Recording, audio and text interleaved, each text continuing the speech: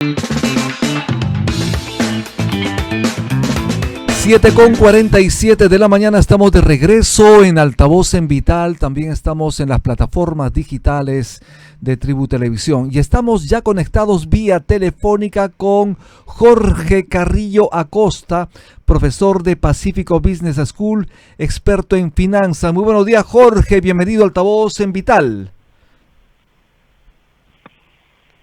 Jorge, muy buenos días, ¿cómo estás? Parece que no tenemos comunicación en este momento. Jorge Carrillo Acosta, él es profesor de Pacífico Business School, precisamente.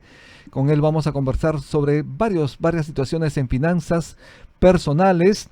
Él es, como dijimos, docente de Pacífico Business School, experto en finanzas de esta casa educativa. Hay que indicar además que se ha aprobado recientemente cambios en el Fondo de Seguro de Depósitos y nos interesa saber justamente qué es lo que está pasando porque hay una nueva actualización. No sé si ya tenemos en la línea. Jorge, muy buenos días, ¿cómo estás? No lo tenemos. Vamos adelantando. El Fondo de Seguro de Depósitos cubre ahora tus ahorros hasta por 120.500 soles. Estamos hablando para el trimestre comprendido entre el mes de junio a agosto de este año. Es decir, si tienes ahorrado dinero en bancos, en cajas, en financieras, tus ahorros están protegidos hasta 120.500 soles. Obviamente esto ha bajado un poquito porque, la fijación del Fondo de Seguro de Depósitos anterior era un poquito más. Estamos hablando, antes era de 121.000 soles, por lo tanto hay un descenso en esa protección para tu dinero. ¿Quiénes se benefician? Obviamente este seguro respalda todos los ahorros bajo cualquier modalidad de aquellas personas naturales, personas jurídicas, privadas, sin fines de lucro, así como los depósitos a la vista de las demás personas jurídicas. Estamos en Altavoz en Vital, 7:49 de la mañana. También estamos a través de las plataformas digitales de Tribu Televisión y en breve también estaremos lanzando una nueva pregunta a Aarón Salomón. Sí.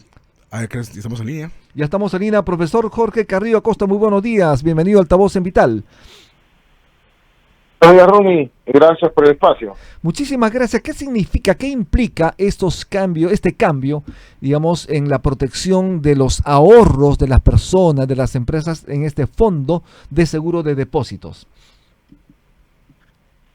El fondo de depósitos es una especie de seguro ante la quiebra de una entidad financiera que existe hace muchísimos años, desde el año 1991. ¿no? Todas las empresas que están supervisadas directamente por la SBS o que estaban en ese momento tuvieron esta cobertura que empezó muy chiquita con 2.500 soles y cada 3 meses se va actualizando. Y lo que ha pasado es que para el mes de junio, julio y agosto ha bajado 500 soles, no era 121.000 soles, ahora es 120.500.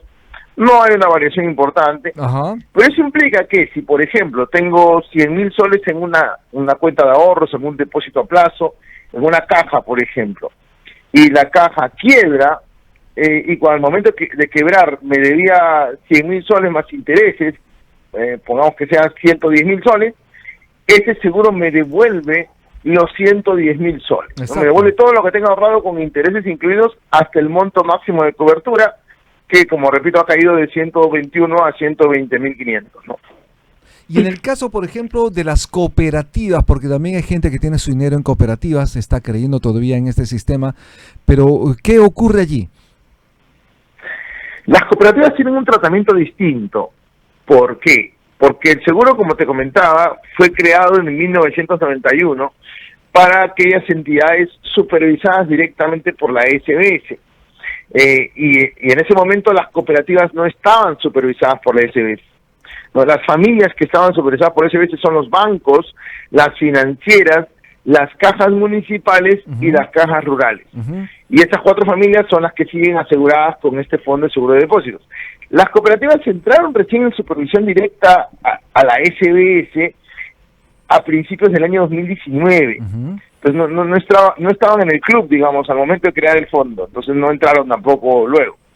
Sin embargo, las cooperativas han creado su propio seguro que se llama Fondo de Seguro de Depósitos Cooperativo, pero que en primer lugar no cubre 120 y tantos mil soles, sino apenas 5.000 soles para las cooperativas pequeñas y 10.000 soles para las más grandes.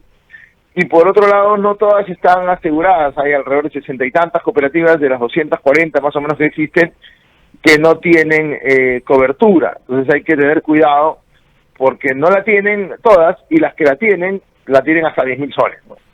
Jorge, ¿y cuáles son las consideraciones que toman las autoridades precisamente para subir o bajar, digamos, la cantidad de seguridad que le pueden dar a los ahorristas a través del Fondo de Seguro de Depósitos?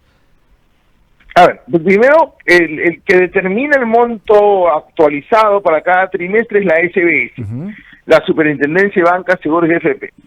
Y en principio el principal factor que se usa es el IPM, el índice de precios al por mayor, que no es lo mismo que el IPC.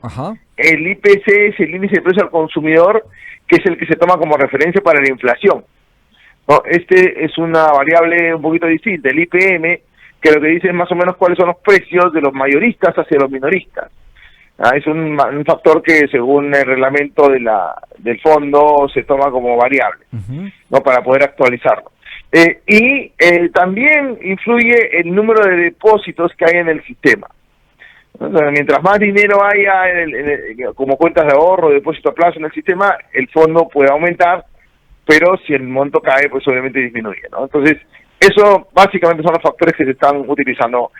Ahora, la variación no es mucha, ¿no? O sea, en los últimos 12 meses ha estado alrededor de un poquito más de 120.000, o sea, más o menos el mismo monto, ¿no? Cambia 500 soles, 600 soles, a veces supera los 1.000 soles de variación, pero no es un monto considerable, digamos, ¿no? Efectivamente. De otro lado, Jorge, sabes perfectamente que en el Congreso está buscándose otorgarle la facilidad para que las personas que están afiliadas a las AFP puedan tener un nuevo retiro de su dinero. Como experto en finanzas personales, como una persona que conoce estos temas, ¿cómo ves esta situación emprendida por el Congreso de la República? Yo puedo entender que hay gente que necesita el dinero porque, digamos, está sin trabajo, tiene más gastos que ingresos de forma permanente y necesita cubrir un poco ese diferencial. Pero hay que entender que dos cosas, ¿no? Primero, que el fondo de pensiones sirve para generar pensiones. O sea, no es un fondo no es un ahorro en el colchón para comprarme lo que yo quiera, ¿no? Es tu plata. La gente dice siempre, Jorge, pero es mi plata. Correcto, es tu plata, pero no es tu plata para cualquier destino. Es tu plata ya destinada para tu jubilación. Y en principio no debería tocarse. Más allá de que hoy día la tengan administradas las AFP, a las cuales probablemente sean las entidades más odiadas del país, ¿no? Porque con la reforma además van a abrirse el tema a bancos, aseguradoras, entonces ya no va a ser la excusa a las AFP que no me caen bien, ¿no? Y por otro lado hay que recordar que ya ha habido 7 retiros anteriores. Exacto. O sea, se podría justificar por la pandemia, pero ya estamos hablando de un 8º retiro. Hay gente que pudo haber retirado más de 89.000 soles en los retiros anteriores, entonces ya no hay una justificación real para esos retiros, y principalmente hay un problema. Si yo retiro ahora nuevamente, voy a perder la oportunidad de recibir una pensión mínima. Exacto. En la reforma del sistema de pensiones que está por reglamentarse ya para fin de mes, esperemos, hay un borrador ahorita que está circulando, pero el definitivo debe salir más o menos a fin de mes, máximo en julio. Se habla de que si tú retiras, o sea, si tú haces 240 aportes, no importa que no llegues a una cantidad grande, y además no haces más retiros de los fondos de pensiones, el Estado te garantiza una pensión mínima de 600 soles mensuales de por vida, desde que uno se jubile. Entonces, si tú retiras, pierdes ese beneficio. Entonces hay que tenerlo en cuenta también. Efectivamente. Una última pregunta, Jorge, ¿cuáles son las recomendaciones para las finanzas personales de aquí al resto del año? Porque como sabemos, hemos tenido una situación económica bastante complicada. Siempre hay 2 grandes recomendaciones para manejar bien tus finanzas personales. La primera es planificación. O sea, tenemos que ser ordenados, ¿no? Hacer un presupuesto familiar, planificar con tiempo las compras. O sobre todo las compras importantes, voy a comprarme un televisor, un viaje, hay que de alguna manera hacerlo con tiempo para buscar mejores alternativas y no estar comprando desesperado lo más caro y además financiarme lo más caro también. Siempre planificación en las compras, en los gastos. Y el segundo gran hito de esto, después de la planificación, es el control, ¿no? Hago la planificación y después controlo, reviso, superviso, sí cumplí con esa meta, ¿no? Con ese presupuesto, y en función de eso podría yo tener unas finanzas personales ordenadas. Perfecto. Jorge, muchísimas gracias por estar en Altavoz en Vital, muy amable. A ti, un placer, buen día. Estuvimos con Jorge Carrillo Acosta, experto en finanzas, docente de Pacífico Business School. Haremos una pausa y regresamos.